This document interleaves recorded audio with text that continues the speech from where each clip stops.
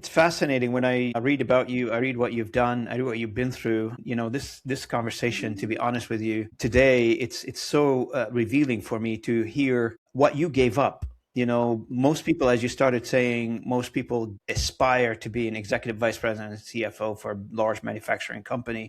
And then they don't know what else to do, and they're sort of stuck in that. And I probably have no idea what's next. But you seem to have found yourself, and you talked about it as well. Try to get to know who you are first, and then Yeah. decide what you want to do after that. Most people Yeah. go through life don't know who they are. Most people go through life because they're on a treadmill of some sort. Somebody put them there and they keep going on that treadmill. Yep.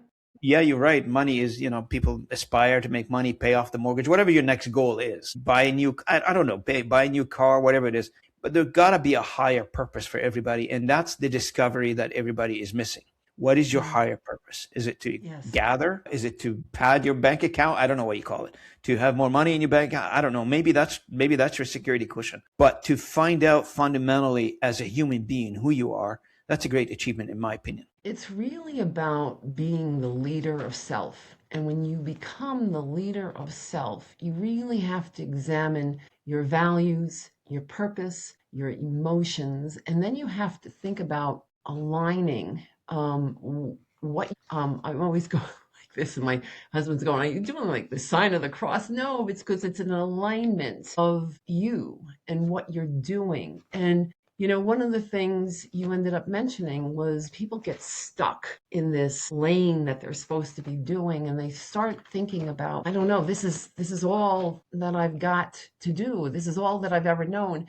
And Robin, since we last spoke, I picked up this book called The Purpose Code. And I think that we are always constantly discovering a new purpose. This book is written very well in the fact that a lot of people end up following the big P, the big P, the big purpose, what you're supposed to do in life. But then all of a sudden you achieve that big P, and it's like, well, what else is there? And, this is part of the basis of positive psychology. You always want to do more and more and more. But in this book, he starts talking about what's the little P's. And we need to take a look at the different things in our lives that may be gems that we may want to explore.